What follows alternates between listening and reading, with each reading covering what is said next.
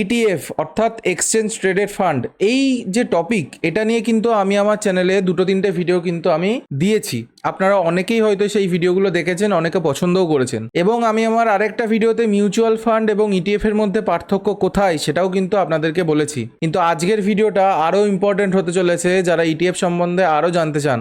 আপনাদের এটা বলে রাখি যে কোন সময়টা আপনার ইটিএফ কেনার জন্য সবথেকে বেস্ট হতে পারে, বা একটা লামসাম করলেও কোন সময়টা সবথেকে বেস্ট হতে পারে, আজকের ভিডিওতে কিন্তু সেটা আলোচনা করব। আর এখন কি সেই সময় চলছে সেটাও কিন্তু আলোচনা করব। এবং আপনি যদি মার্কেটে একটু অ্যাক্টিভ থাকেন তাহলে সেই যে ছোট ছোট একটা মোমেন্টাম, সেইটা যদি আপনারা একটু ধরে ফেলতে পারেন তাহলে কিন্তু আপনার একটা টাকা ভবিষ্যতের জন্য অনেক তাড়াতাড়ি গ্রো করবে, কিন্তু এটা আমরা বলতে পারি। কারণ মার্কেট সবসময় চাই যে একটা সাপোর্ট থেকে আস্তে আস্তে তার রেজিস্ট্যান্সটাকে ভেঙে উপরের দিকে যেতে। তা আজকের এই ভিডিওতে আমরা আলোচনা করব যে এই সময়টা কি আমাদের পক্ষে ইটিএফ কেনার জন্য বেস্ট হতে পারে এবং কত পার্সেন্ট রিটার্ন আমরা ভবিষ্যতের জন্য আমরা প্ল্যান করতে পারি। আপনাদের যে সমস্ত বিষয়ে ডাউট থাকবে আমি অবশ্যই সেই সমস্ত বিষয়গুলোতে একদম ফ্রি অফ কস্টে আমি একদম প্রত্যেকটা জিনিস আপনাদেরকে তুলে ধরবো। তার জন্য চ্যানেলটাকে সাবস্ক্রাইব করুন, ভিডিওটাকে লাইক করুন এবং কমেন্টে জানান যে কেমন লাগছে আপনাদের ভিডিওগুলো। ইটিএফ হলো এক্সচেঞ্জ ট্রেডেড ফান্ড, ঠিক আছে? এটা তো আমরা সম্বন্ধে জানি, যারা দেখেননি তারা যান গিয়ে ভিডিওটা দেখতে পারেন, আশা করি ভালো লাগবে। তো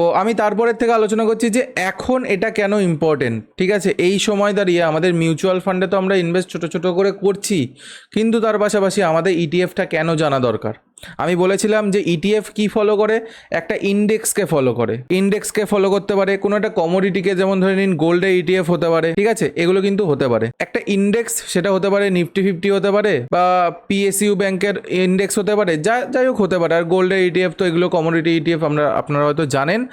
যে কোনো জায়গায় সার্চ করলে, যে কোনো একটা ডিম্যাট অ্যাকাউন্টে সার্চ করলে আপনারা কিন্তু এটা পেয়ে যাবেন। আমাদের এখানে যে জিনিসগুলো একটু জানার দরকার সেটা আজকে একটু বুঝবো। আমরা যদি চলে আসি কয়েকটা ইটিএফ এর এক্সাম্পলে, তাহলে আমরা একটু বুঝতে পারবো। দেখুন নিফটি 50 আগে কি বলেছে সেটা আমরা আগে দেখবো, এবং তারপরে আমরা ইটিএফ সম্পর্কে কিন্তু অ্যানালাইসিস করব, ঠিক আছে? আর একটা জিনিস এর মাঝখানে আমি বলে রাখি, সেটা কিন্তু প্রত্যেকটা বিষয়কে আপনাদেরকে মানে ফলো রাখতে হবে।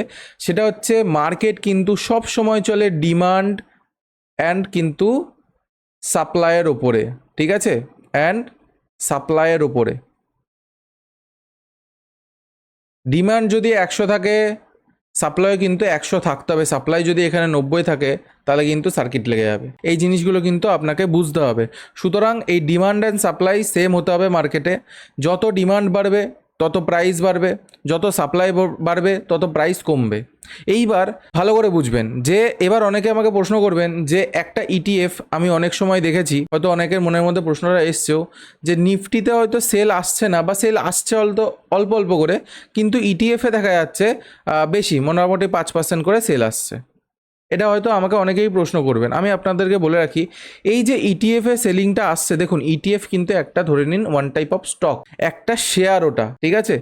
এটা ডিপেন্ড করছে, আমি কি বললাম, ডিমান্ড অ্যান্ড সাপ্লাইয়ের ওপরে। যত ডিমান্ড বাড়বে তত প্রাইস বাড়বে, যত ডিমান্ড কমবে তত প্রাইস কমবে, আর মানে সাপ্লাই বাড়বে তত প্রাইস কমবে। আশা করি আপনাদেরকে বোঝাতে পারছি। তা এখন ধরে নিন কোনো একটা লোকের কাছে, ঠিক আছে, কোনো একটা লোকের কাছে 100 কোটি টাকার ইটিএফ পড়ে আছে, ঠিক আছে? তারা দেখছে কন্টিনিউয়াসলি নিফটি নিচে যাচ্ছে। এইবার কি হবে, তারা কি করবে, একটা প্যানিক সেলিংয়ের একটা জায়গা আসছে, যে তাদের মধ্যে একটা প্যানিক ভাবও চলে আসতে পারে। তখন তারা কি করবে, যে এই ইটিএফটাকে যেই তারা সেল করবে, তখনই কিন্তু ইটিএফটা এই নিফটি 50 থেকে বেশি কিন্তু চলে যেতেও পারে, মানে বেশি পড়েও যেতে পারে। এটা কিন্তু হবে। তাই জন্যে অবশ্যই নিফটি 50কে তো ফলো করবেই, কিন্তু এটা কিন্তু হতেও পারে। সেটা আমি এক্সাম্পলটা অবশ্যই দেখাবো আজকে আমি, যার জন্য ভিডিওটা বানাচ্ছি। আর কোন সময়, যে এই সময়টাকে আমাদের বেস্ট হবে, কী কী আমরা মাথায় রাখতে পারি, প্রত্যেকটা জিনিসই কিন্তু আপনাদের সঙ্গে আলোচনা করব। তো এই নিফটি 50 কিন্তু এই জিনিসটাতে কিন্তু আমাদের সঙ্গে মানে ইম্পর্টেন্ট যতটা, তেমনই কিন্তু আমাদের ডিমান্ড অ্যান্ড সাপ্লাইটাও মাথায় রাখতে হবে অবশ্যই। সুতরাং আমরা এখানে ইনভেস্ট করছি, এটা মাথায় রাখতে হবে। আমরা কিন্তু ট্রেডের জন্য ঢুকছি না। ইটিএফে অনেকে বলে যে ইটিএফে ইন্ট্রাডে করবো, এই করব, তারা বলে, কিন্তু একটা কথা মাথায় রাখবেন, হিউজ কোয়ান্টিটি হোক আর যে কোয়ান্টিটিই হোক, ঠিক আছে, একটা স্টক যদি আমরা ধরি, সেই স্টকটাতে ধরে নিই এটা তো একটা স্টকই, তো এই স্টকটা যদি মোমেন্টাম না করে দিনের মধ্যে, তাহলে আমরা কি করব? এই জিনিসটা আমাদের কাছে খুবই ইম্পর্টেন্ট বলতে গেলে, কারণ আমাদের তো এই স্টকটাকে ইম্পর্টেন্ট, মানে এটা আমাদেরকে মোমেন্টাম করতে হবে। আজকে যদি নিফটি যদি দিন শেষে 0.2% আপ হয়, তাহলে আমরা কতটা প্রফিট করব? তার মানে আমাদেরকে কোয়ান্টিটির ওপরে প্রফিট করতে হবে, আর যত কোয়ান্টিটি নেবেন তত এসটিটি বা আদার যে চার্জেসগুলো আছে সেই সমস্ত জিনিসগুলো আরও ধীরে ধীরে বাড়বে। যারা ট্রেড করেছেন তারা হয়তো এগুলো ফেস করেনও। তা আমি এখানে আপনাদেরকে বলবো যে ইটিএফ নিফটি ফিফটির মধ্যে যে পার্থক্যটা একটু হলেও, সেটা বললাম যে কারোর কাছে যদি একটা স্টক থাকে সে যদি প্যানিক সেলিং করে দেয়, তখন কিন্তু নিফটি ফিফটিকে সে নাও কিছুক্ষণ ফলো করতে পারে, এটা কিন্তু বুঝতে হবে। আচ্ছা, এবার আমরা চলে যাই হচ্ছে একটু এক্সাম্পলে। কেন এই কথাটা বললাম আমি এবার বোঝাবো আপনাদেরকে।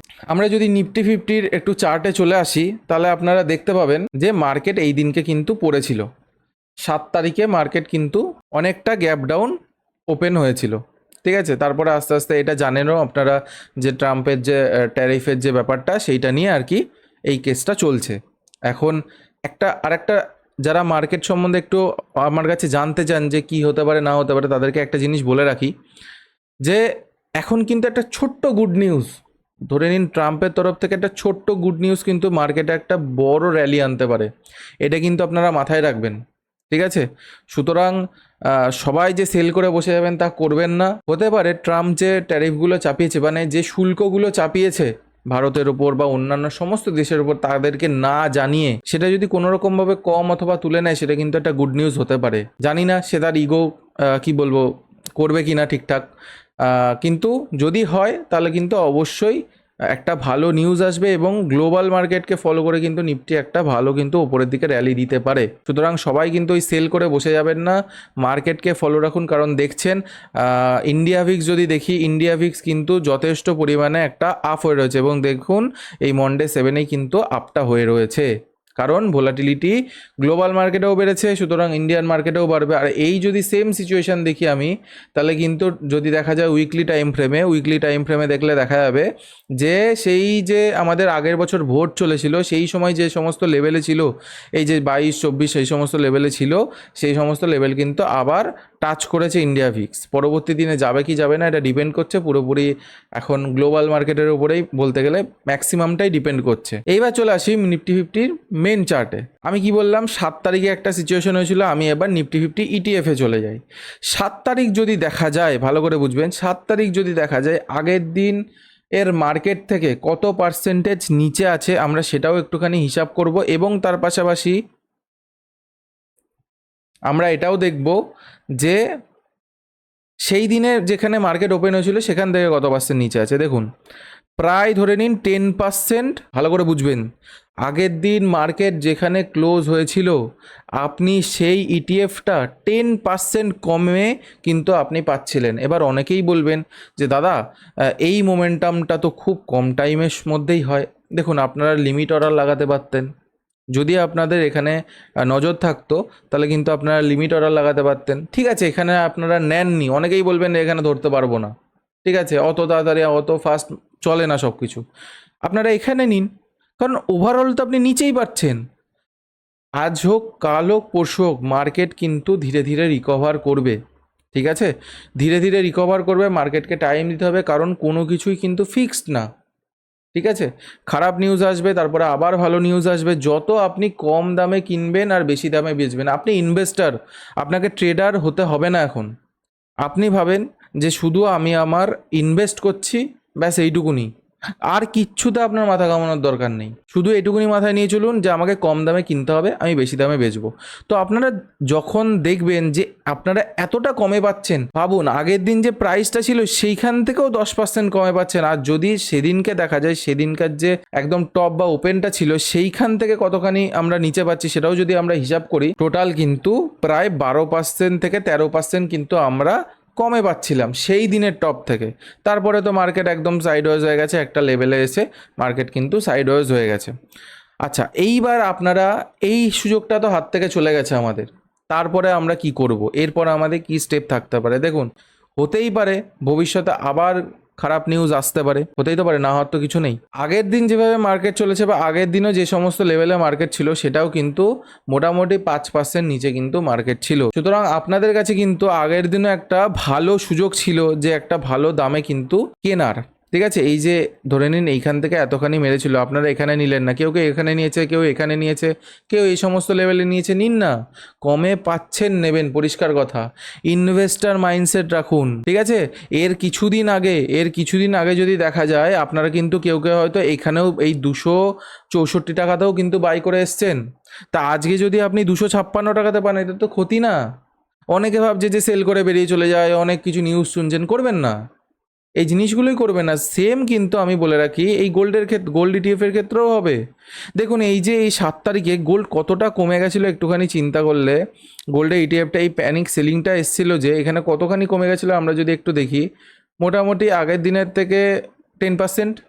তাহলে এই 10% যদি কমে যায়, তাহলে একটা গোল্ডের প্রাইস 10% রিটার্ন কবে দেয় সেটা একটু কমেন্ট বক্সে জানাবেন, যারা জানেন যে 100 টাকায় 10 টাকা রিটার্ন কত বছরে দিতে পারে, সেটা একটু অবশ্যই জানাবেন। যারা গোল্ড সম্পর্কে আলোচনা করেন বা যারা এই সমস্ত সম্পর্কে ঘাটাঘাটি করেন, তারা অবশ্যই কমেন্ট বক্সটা খোলা আছে, সেখানে গিয়ে একটা কমেন্ট করবেন যে গোল্ড 10% রিটার্ন দিতে কত বছর টাইম লাগায়। সেখানে ভাবুন আপনি 10% সহজেই এখানে কিন্তু পেয়ে যাচ্ছিলেন। আর দেখুন সেই 10%টাই কিছুক্ষণের মধ্যে রিকভার করে এখন মোটামুটি আবার সে একই জায়গাতে, কিন্তু ওর ওপরে অবশ্য বেরিয়ে গেছে, যে দিনকে এইখান থেকে সেল শুরু হয়েছিল তার কিন্তু ওপরে বেরিয়ে গেছে, ঠিক আছে। এটা কিন্তু আপনাদেরকে মাথায় রাখতে হবে। তো আপনাদের এটুকুনি বলে রাখি যে কোনো কিছুই কিন্তু একবারে একদম যে ফিক্স তা না, ভয় পাবেন না, অল্প অল্প করে ইনভেস্ট করুন, অল্প অল্প করে সবসময় এ করুন। আর যারা লামসাম করতে চাইছেন তাদের জন্য যদি আমি কথাটা বলি, দেখুন নিফটি যখন এখানে ছিল আপনারা কিনলেন না, কিছু কিছু জনে ভাবলেন যে আরও নিচে যাবে। আমি বলবো না আপনাদেরকে লামসাম করতে, যে টাকাটুকুনি আছে সেটাকে 10% করুন, 10%কে আপনারা সবসময় ইউজ করুন, 10% দিয়ে আপনারা ইনভেস্ট করুন, সেটাকে পারলে আরও 5% করুন, দিয়ে অল্প অল্প করে ইনভেস্ট করুন। যদি দেখেন যে ওপরে যাচ্ছে এখানে ইনভেস্ট করলেন, আরও ওপরে যাচ্ছে এখানে ইনভেস্ট করেন। ওভারঅল ভাবুন, আপনি কিছুদিন আগে কিন্তু এখানেও কিনে এসছেন, দিয়ে আবার আপনি এখানে কিনছেন, আপনার তো টাকাটা অ্যাভারেজ হচ্ছে। এটা ভালো করে তো মাথায় রাখতে হবে যে এই যে প্রাইসটা, এটা অ্যাভারেজ হতে হতে তো নিচে নামছে।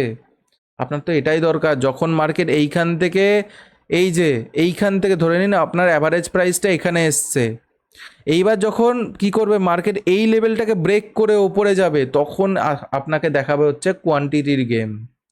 আপনারা যারা এগুলো ফেস করেননি তাদের হয়তো একটুখানি বুঝতে অসুবিধা হচ্ছে আমি কি বলতে চাইছি। আমি আবার বলছি, ধরে নিন আপনার অ্যাভারেজ প্রাইসটা এইখান থেকে নেমে এইখানে চলে এসছে, ঠিক আছে, এই সমস্ত লেভেলে। এইবার যদি এই সমস্ত লেভেলে আসে এবং আপনার কোয়ান্টিটি, যেহেতু আমি কি বললাম এই সব জায়গায় আপনি অ্যাড করেছেন, যার জন্য কী হবে আপনার কোয়ান্টিটি তো বেড়ে গেলই, ঠিক আছে। এইবার যখন মার্কেট এইখান থেকে আস্তে আস্তে উপরের দিকে পুল ব্যাক করতে শুরু করবে, যেহেতু অ্যাভারেজ প্রাইসটা নিচে চলে আসছে, সুতরাং এখানে কিন্তু আপনারা একটা ভালো পরিমাণে একটা রিটার্ন কিন্তু দেখতে পাবেন। এবং ভবিষ্যতে কী হবে, যদি আবার মার্কেট নিচে আসে ধরে নিন, আবার এখানে ইনভেস্ট করবেন, প্রাইস আবার অ্যাভারেজ হয়ে যাবে নিচের দিকে, কারণ যত কোয়ান্টিটি নিচে কিনতে থাকবেন প্রাইস আরও নিচে আসতে থাকবে, কারণ ওভারঅল তো বেশি দেখা যাচ্ছে, বেশি যদি নিচের দিকে যত হবে তত আর কি অ্যাভারেজ হতে থাকবে প্রাইসটা, তত আপনার বেনিফিট।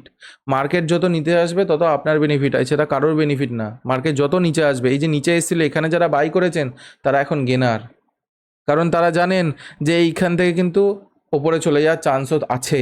এবার এটাই যে রেজিস্ট্যান্স হবে বা সাপোর্ট হবে, এটা আমরা কী করে বুঝবো? দেখুন, এটা প্রফেশনাল ছাড়া বোঝা সম্ভব না, বা আপনি যদি মার্কেটের সঙ্গে জুড়ে থাকেন তাহলে অবশ্যই বুঝতে পারবেন।